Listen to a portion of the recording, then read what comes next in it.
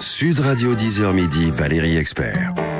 Avec vous sur Sud Radio, avec Gérard Collard, notre libraire préféré. Bonjour Gérard. Oui, excusez-moi, je fais mon courrier. Oui, allez-y, oui, je vois ça. Lâchez votre portable, enfin. Tiens, je vais vous parler d'un livre pour commencer, qui parle de ça. Je ne sais pas si vous l'avez lu, c'est le sociologue Gérard Bronner. Apocalypse cognitive, c'est paru aux éditions Presse universitaire de France.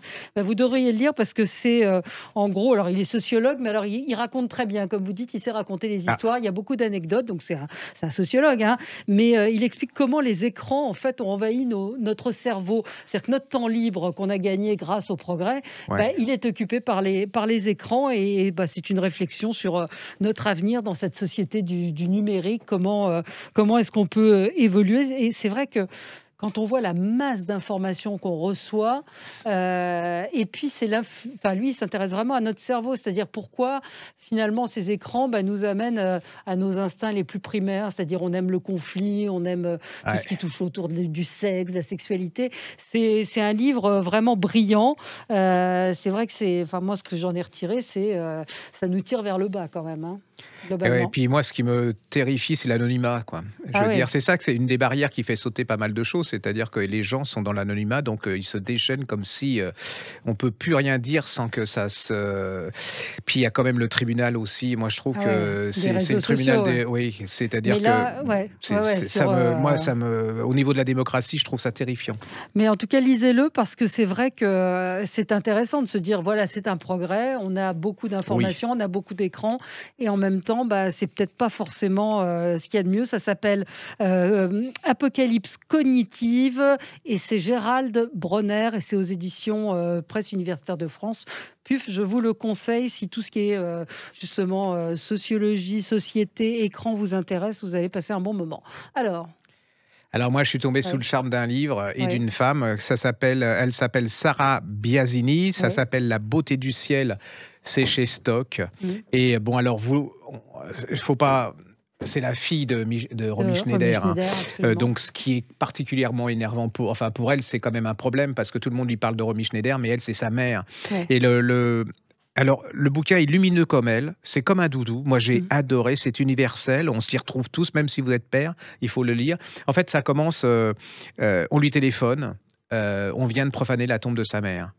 Donc, on a soulevé la dalle et tout, elle y va, et là, elle raconte que c'est en fait le véritable enterrement de sa mère, parce que quand elle était petite, elle ne l'a jamais assisté, et ça va déclencher plein de choses. Elle se dit, mais pourquoi, ainsi de suite. Alors, elle a fait des tentatives pour avoir des enfants. Elle n'y arrive pas.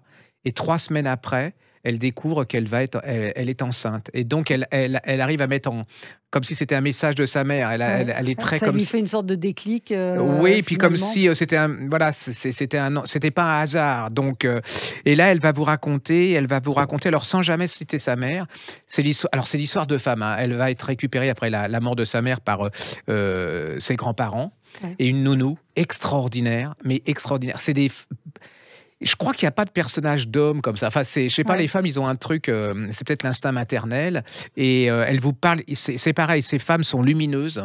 La nounou est extraordinaire. Elle dégage quelque chose d'extrêmement serein. Et alors, elle est toute en pudeur, en finesse, c'est très subtil. Elle écrit en fait à sa fille, c'est ça? Elle écrit à sa fille qui a 3 ans pour expliquer qui était sa grand-mère. Et en fait, aussi, c'est une recherche, c'est pour tout le monde, parce que en fait, ça s'adresse aux gens qui n'ont pas connu leurs parents. C'est-à-dire qu'elle essaye de... Sa mère est morte quand elle avait 4 ans. Oui, puis alors elle a toujours le personnage de cette femme qui est et pour elle, c'est pas Romy Schneider, ça n'existe pas, c'est sa maman, c'est sa mère. Et chaque fois que les gens lui parlent, il lui parle de Romy Schneider. Donc elle avoue d'ailleurs des fois qu'elle dit non mais c'est pas ma mère, enfin c'est pas moi, vous confondez et tout. C'est très c'est très compliqué de parler de livres comme ça qu'on aime beaucoup, qui sont sur l'émotion et qui recréent une ambiance. C'est un livre, comme vous le dites, c'est un livre lumineux, ça s'appelle La beauté du ciel. Et regardez la photo, elle est absolument sublime, et c'est exactement ça, l'acte d'amour de cette maman qui est sauvage, qui va embrasser sa petite fille. Et alors vous redécouvrez en creux Romy Schneider aussi, parce que quand elle vous parle d'elle et de sa fille et de la nounou et tout, et puis c'est aussi une famille qui est marquée par la mort, parce que comme elle le dit, elle est obnubilée par la mort aussi. C'est-à-dire, c'est une question sur... Mais franchement, Et alors, en plus, j'avais peur d'être déçu parce que je vous avoue tout, hein, j'ai fait une émission avec elle. Et là, voilà, c'est exactement ça. Et il y a toute la pudeur de Romy Schneider. Alors, faut pas lui dire ça parce que. Mais on retrouve. Elle en a marre d'être comparée, ou qu'on lui parle de sa mère. Il y a ce côté qui touchait les gens, c'est-à-dire la pudeur, la modestie, le doute, la fraîcheur. Franchement, c'est un merveilleux livre. Il faut dire que elle est comédienne, elle joue au théâtre. Très, très bien. Et d'ailleurs, elle a joué dans une pièce qui était tirée d'un livre. Vous savez, c'est Jeanne Hébuterne qui parlait de la maîtresse de Modigliani qu'on avait défendu comme livre. Voilà, exactement. Et moi, je trouve que c'est une excellente comédienne. Donc voilà, c'est très compliqué d'être fille. C'est compliqué d'être la fille d'une icône du cinéma. Et elle raconte ce rapport à la maternité qui lui a fait finalement. Et je trouve qu'elle s'en tire très bien. C'est franchement. Ça s'appelle La beauté du siècle. C'est aux éditions Stock et elle s'appelle Sarah Biasini. Biasini, c'est le nom de son papa. De quoi on parle? Alors, on avait défendu ici et vous aviez aidé parce que c'était pendant le confinement et ce livre était paru en grand format. Alors, c'est pareil, c'est une histoire de femmes, enfin de couple, c'est de Claire McIntosh, ça s'appelle Le choix de revivre, c'est au livre de poche. Et alors ça, j'avais été vraiment touché. Alors c'est l'histoire ça se passe en Angleterre, en fait c'est son histoire à elle, hein. C'est une excellente écrivain, mais elle tire ce roman de son histoire. Elle est heureuse avec son mari, hein, tout va bien, ils réussissent dans la vie, et ils ont un enfant. Et cet enfant, il s'avère que dès le début, ils savent que c'est pas viable, que l'enfant, il a une tumeur au cerveau et que voilà. Mais alors, c'est le duo entre le mari et la femme. On lui dit, il va falloir faire quelque chose. Soit on débranche pas. Et son mari, lui, il veut en profiter. Il veut profiter de cet enfant qu'il aime et tout. Et elle se dit, moi, je suis là pour qu'il y ait une fin qui soit douce. Pour l'accompagner, absolument. Pour qu'il souffre le moins possible. Et c'est l'amour de ces deux êtres, alors qu'ils vont un peu se déchirer. C'est l'histoire. En plus, c'est toute l'histoire d'une famille. Hein. C'est l'histoire de. Et jusqu'au bout. C'est cette bataille, qu'est-ce qui va arriver? Et puis il y a toujours cet espoir, vous savez, le nouveau traitement, on ressent tout ça. Qu'il aurait pu. Voilà, exactement. Mais alors, ce que je trouve magnifique dans ce bouquin, c'est que en fait, l'amour est-ce que le couple va se séparer et tout? Et on se rend compte que en fait, c'est peut-être pas pour tous les cas valable, mais là, l'amour va gagner. C'est-à-dire que ces êtres qui à un moment, ils se déchirent un peu. Hein, et là, ils vont se retrouver. Je vous dis pas comment, mais c'est pas glauque. Racontez pas tout. Non, mais c'est pas. Vous voyez, il y a des livres comme ça qui vous foutent complètement KO. Alors c'est terrible, hein, parce que ce qui leur arrive, on le ressent, c'est super bien écrit. Et puis il y a toute cette famille là.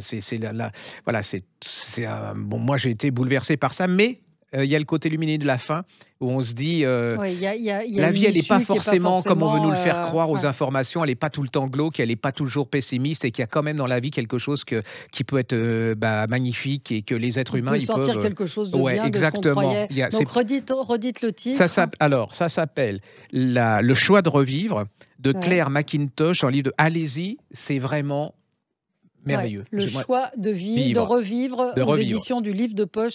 Et effectivement, c'est voilà, ça coûte pas cher et c'est très bien. Quoi d'autre? Je peux faire un coup de gueule.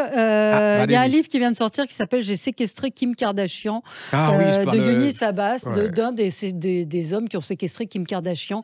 Je ne comprends pas. Je ne comprends pas qu'on publie ce genre de livre. C'est aux éditions de l'Archipel.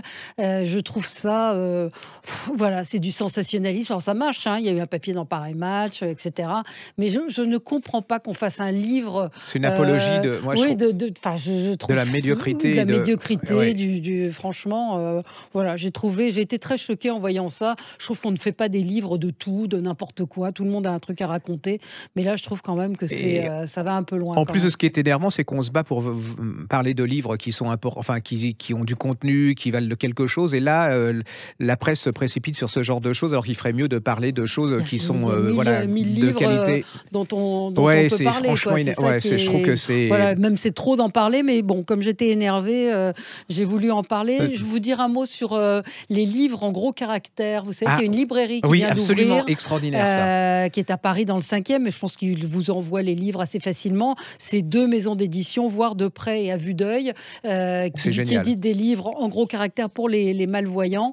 Et je trouve que c'est important qu'ils aient accès à la lecture aussi, parce qu'il y a les audiolibres dont on reparlera. Mais, c'est autre chose. Mais là, c'est vraiment la possibilité de lire. Alors, l'inconvénient, c'est que ça coûte beaucoup plus cher parce que ce sont des livres qui font le double puisque le caractère est beaucoup plus gros. Donc ça, c'est un petit peu dommage pour le prix, mais c'est vrai qu'il y a plus de pages. Mais je trouve que c'est formidable. À l'occasion de l'ouverture de cette librairie, j'ai découvert ce que ça existait. Et je trouve que c'est les côtés, on n'arrête pas de dire de notre époque qu'elle est terrible et tout. Et je trouve que c'est des belles choses. Enfin, il se passe plein de belles choses et dont on ne parle pas assez. Voilà, c'est pour ça que je voulais tirer un coup de chapeau à cette librairie et puis informer les gens qui ont de la difficulté à lire ou qui lisent avec une loupe, mais qu'il y a plein de livres qui existent en gros caractères. Moi, je vais vous parler d'une BD, d'un album pour enfants. Alors, vous connaissez Olivier Norek, le célèbre. Et lui, il a fait un album pour enfants que j'ai adoré parce qu'il me ressemble, le petit garçon. Ça s'appelle Le Lapin Shérif. Alors, le Lapin Shérif, quand vous lisez derrière, il est haut comme 3 pommes. C'est exactement. Voilà. Il a toujours l'impression que on le voit pas. Ça, c'est moi, qu'on l'entend pas. Enfin, bon, il reste invisible. Donc, il est là et à l'école. Et puis un jour, c'est le Mardi Gras et sa mère lui fait un costume. Alors, il en a marre parce que les costumes de sa mère au Mardi Gras, c'est pourri, quoi. C'est franchement, elle le déguise en dindon, en princesse, enfin. Et là, elle le déguise en lapin. Et là, il se dit, je vais avoir l'air encore d'un crétin, d'un lapin. Et là, le père, il intervient et il lui donne une étoile de shérif. Il lui dit, tu es un super shérif dans un super lapin. Et donc, et toi, tu as une valeur incroyable. C'est toi le plus fort. Tu vas voir dans la fête. Et là, il arrive, il est gonflé à bloc. Il va arriver dans la réunion, dans la fête, et il va devenir, les gens vont le regarder. La fille qu'il aimait, sa petite copine, le regarde. Elle l'appelle par son prénom. Tout le monde lui fait, il joue au foot avec. Et c'est alors, sous le couvert album, comme ça, je trouve qu'il y a tellement d'enfants qui sont pas sûrs d'eux-mêmes. Et là, il y a une morale, c'est-à-dire qu'il leur dit, il lui dit déjà, tout le monde vaut quelque chose, mais si tu veux que les gens viennent vers toi, il faut y aller vers eux et jouer avec eux, leur dire. Je trouve ça, mais en plus, c'est un. Alors, regardez le podcast, mais je trouve que le dessin le dessin est joli comme tout. Et puis alors, il est heureux à la fin. Et c'est vraiment un livre, moi, je trouve qu'on devrait donner à tous les enfants, leur disant, parce qu'il y a plein de gosses qui sont complexés en se disant, ils sont tout seuls à l'école, ils n'osent pas le dire. Et là, savoureux. Moi, j'aurais eu ça quand j'étais petit, j'aurais peut-être réussi ma vie, alors que là, je suis que libraire, quoi. Voilà. Mais bon, redites le titre. Alors, ça s'appelle génial, hein, franchement, Le Lapin Shérif. D'Olivier Norel. Alors, j'ai oublié de dire, les dessins sont de Marcel Pixel chez Michel Lafon. C'est vraiment une des réussites de l'année. Je vais m'y mettre. Je vais décider de le. Très bien. Et moi, je voulais vous parler d'un autre livre pour enfants qui s'appelle L'invité de Charlotte Hamling. C'est chez Paja Édition. Et l'invité, c'est l'autisme. Mais c'est un livre qui n'est pas du tout triste, qui peut aider les enfants à comprendre la différence de petits camarades qui sont avec eux ou des familles à expliquer à un frère ou à une sœur qu'il y a un enfant qui est différent. Et en fait, l'autisme, l'invité, c'est un gros nuage noir. Et le gros nuage noir, il est un peu partout, toujours avec le petit enfant. On ne comprend pas bien ce qu'il a dans sa tête, c'est tout emmêlé. Et j'ai trouvé que c'était un livre pas du tout dramatisant, etc. C'est au contraire pour dédramatiser, pour dire que, oui, c'est un enfant différent, mais que ça peut se transformer en petit nuage rose aussi. Et puis je trouve qu'au niveau album d'enfants, c'est mieux parce que là, il y a une période où c'était terrible. On nageait dans le cancer, le truc, c'était des visions, les divorces et tout. C'était les histoires un peu... c'était à vous flinguer. Vous disiez que la vie, en fait, c'était fait que de ça, que les parents séparés. Franchement, mais là, c'est franchement un album très, très réussi. L'invité, donc cet invité, c'est l'autisme, c'est toujours compliqué. Et c'est une manière assez subtile d'aborder ce sujet. Donc l'invité, c'est aux éditions Paja, Paja, P-A-J-A, édition. Voilà, on a fini. C'est super. Et on se retrouve la semaine prochaine.